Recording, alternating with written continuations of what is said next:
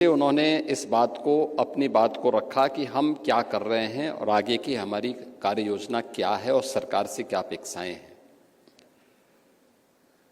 वास्तव में समाज आत्मनिर्भर तभी होता है जब समाज और इस प्रकार के संगठन लीड करते हैं और सरकार पीछे से उन्हें सपोर्ट करते हुए रहती है, तब प्रगति होती है, विकास तभी होता है। और इस सोच के लिए और इस कार्य योजना को यहाँ पे रखने के लिए मैं आपको हृदय से धन्यवाद देता हूँ। आपने ज़्यादा बोला नहीं, लेकिन आपको बोलना चाहिए और आप ज़्यादा बोल रही हैं, इसीलिए मैं समझता हूँ कि अनुराग जी कम बोलते हैं।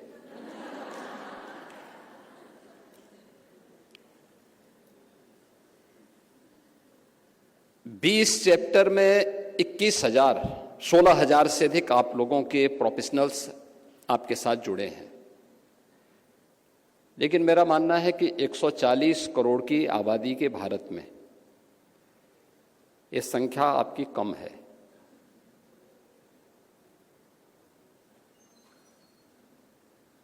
याद करिए, श्रीमद् भगवत गीता ने एक मंत्र में बात कही, एक श्लोक में एक बात कही, कृषि गोरक्ष वाणिज्यम वैश्य कर्म, यानी वैश्य यानी ये जो जितने भी हमारे प्रोफेशनल वर्क में आते हैं, ये केवल व्यापार ही नहीं, वाणिज्य ही नहीं,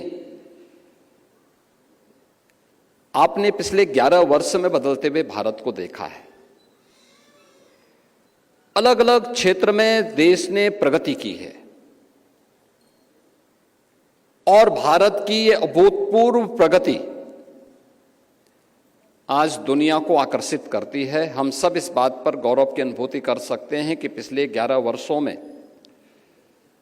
प्रधानमंत्री मोदी जी के नेतृत्व में भारत ने तेजी के साथ आज दुनिया की चौथी बड़ी अर्थव्यवस्था के रूप में अपने आप को स्थापित करते हुए दुनिया की सबसे तेज गति से उभरती हुई अर्थव्यवस्था के रूप में आज का हमारा नया भारत है। हम बहुत शीघ्र दुनिया की तीसरी बड़ी अर्थव्यवस्था बनेंगे। तो तीसरी बड़ी अर्थव्यवस्था प्रधानमंत्री जी का मार्गदर्शन है, उनका नेतृत्व है, लेकिन अर्थव्यवस्था को लीड भी कोई और नहीं कर रहा है। देश की वित्त मंत्री श्रीमती निर्मला सीतारमण जी के ही नेतृत्व में भारत इस अर्थव्यवस्था को एक नई गति दे रहा है। स्वाभाविक रूप से आधी आबादी को नजरअंदाज करके समाज स्वावलंबी और आत्मनिर्भर नहीं हो सकता, और इसी को ध्यान में रख करके सरकार ने, उत्तर प्रदेश सरकार में आज से 8.5 वर्ष पहले हम लोग जब यहाँ पे सत्ता मिली थी, तब के उत्तर प्रदेश के बारे में आप में से किसी से छुपा हुआ नहीं है।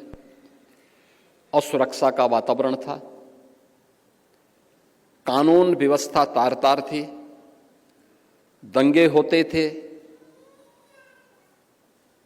न व्यापारी सुरक्षित था, न उद्यमी सुरक्षित था, न बेटी सुरक्षित थी, न बाजार सुरक्षित थे।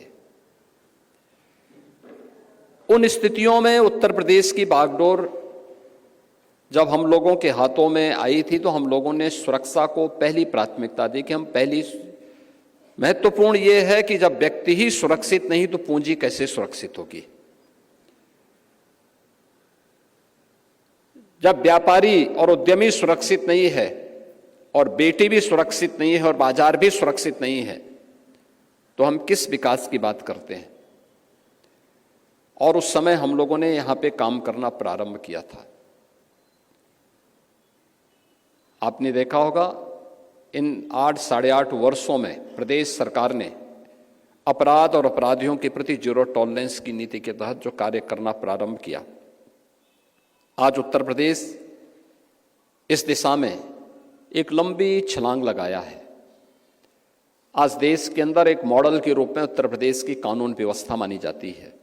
पर्व और त्यौहार शांतिपूर्ण तरीके से आयोजित होते हैं। हर व्यक्ति को सुरक्षा का एक एहसास होता है और सुरक्षा के एहसास और सरकार के द्वारा ईमानदारी से किए गए प्रयासों का परिणाम क्या है कि जिस प्रदेश में पहले निवेश आता नहीं था, बल्कि जो पहले से यहां पर जिन्होंने अपना निवेश किया था वे उसे बाइंड अप करके यहां से भागने के लिए इंतजार करते थे कि कब उन्हें मौका मिले और वे बाहर निकल जाएं। आज उस प्रदेश में पिछले 8 वर्ष में हम लोगों ने 45 लाख करोड़ रुपए से अधिक के निवेश प्रदेश के अंदर लाने में सफलता प्राप्त की, जिसमें अब तक 15 लाख करोड़ को सफलतापूर्वक हम लोग यहाँ पे ग्राउंड ब्रेकिंग करा चुके हैं और बहुत शीघ्र प्रदेश के अंदर हम लोग 5 लाख करोड़ रुपए के नए निवेश प्रस्तावों को जमीनी धरातल पर उतारने की कार्रवाई को आगे बढ़ा रहे हैं। ये निवेश आया तो रोजगार भी बढ़ा और रोजगार केवल पुरुषों को नहीं बना, यानी वीमेन वर्कफोर्स यूपी के अंदर जब हम लोग आए थे मात्र 12 से 13% था, आज ये संख्या 35 से 36%, यानी 3 गुना बढ़ा है मात्र 8 वर्ष में। हम लोग जब 2017 में आए थे, उत्तर प्रदेश पुलिस बल में महिलाओं की संख्या केवल 10,000 थी और आज वो 10,000 जो रहे होंगे उनमें से कुछ रिटायर भी हुए होंगे। अनुमान करिए क्या स्थिति थी। आज हमारे पास 44,000 महिला पुलिस कार्मिक हैं उत्तर प्रदेश पुलिस में। हमने जो भी भर्ती की ये अनिवार्य रूप से किया कि इनमें 20% महिलाएं भर्ती होनी चाहिए।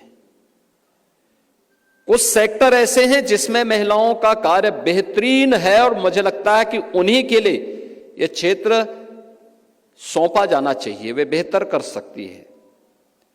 जैसे स्कूली शिक्षा, आंगनवाड़ी केंद्रों में आप जाके देखते होंगे, और मैं तो फिक्की फ्लो से कहूंगा उत्तर प्रदेश के अंदर बेसिक शिक्षा के स्तर को पिछले 8 वर्ष में सुधारने के लिए भरसक प्रयास हुए हैं। ऑपरेशन कायाकल्प, निपुण जैसी योजनाएं प्रदेश के अंदर हर एक स्तर पर प्रारंभ की गई। हर एक बच्चे को स्कूल चलो अभियान के माध्यम से स्कूल से जोड़ने का कार्यक्रम भी किया गया। जन सहभागिता के माध्यम से स्कूलों के कायाकल्प करके उन्हें हर प्रकार की सुविधाओं से आच्छादित करने के भी कार्य हुए। आज उत्तर प्रदेश में बेसिक शिक्षा परिषद के स्कूलों में 1,60,00,000 से अधिक बच्चे वहां अध्ययन कर रहे हैं। इनमें भी बालिकाओं की संख्या ज्यादा है। इन सभी बच्चों को उत्तर प्रदेश सरकार प्रतिवर्ष 2 uniform, bag, books, shoes, socks, sweater ये सभी उपलब्ध करवाती है।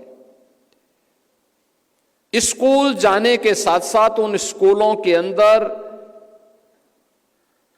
एक बेहतर माहौल बने पठन पाठन का, ड्रॉप आउट रेट को हम न्यूनतम स्तर पर लेकर के जाएं, इस दिशा में एक बेहतरीन कार्य करने में फिक्की फ्लो योगदान कर सकता है।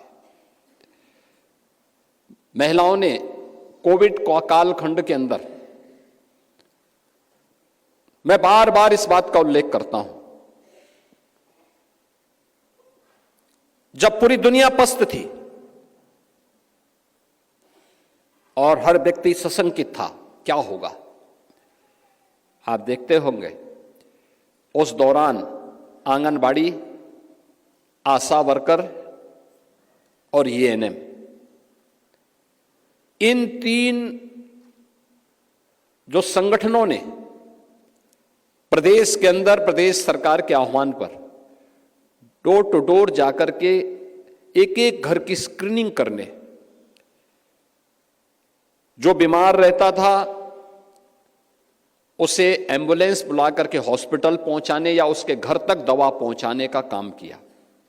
परिणाम क्या रहा कि 25 करोड़ की आबादी के राज्य को हम कोविड महामारी से बचाने में सफल हुए। आप सोचिए, आंगनवाड़ी, आशा वर्कर और एएनएम, ये तीनों में 100% केवल महिलाएं काम करती हैं और बेहतरीन प्रदर्शन करके उन्होंने उस समय 25 करोड़ की आबादी को इस महामारी से बचाने में अपना योगदान दिया था। उस दौरान हमारे सामने एक चैलेंज था, क्योंकि फर्स्ट फेज में जब लॉकडाउन प्रारंभ हुआ था, लॉकडाउन के अंदर एक बात सामने आई थी कि उद्योग भी बंद होंगे, सारे काम धंधे बंद हो गए, बड़ी संख्या में प्रवासी कामगार और श्रमिक वापस उत्तर प्रदेश की तरफ और अपने अपने राज्यों की ओर गए। बहुत सारे राज्यों ने अपने कामगार और श्रमिकों को लेने से इनकार कर दिया था, तो हमने उत्तर प्रदेश के अंदर उनकी व्यवस्था उनकी भी की। क्वारंटीन सेंटर बनाने पड़े थे। उस दौरान काम धंधा लगभग बंद सा हो गया था और एक चैलेंज था लोगों के सामने, क्या होगा। प्रधानमंत्री जी ने उस समय उन लोगों को एक रोजगार भत्ता देना प्रारंभ किया था।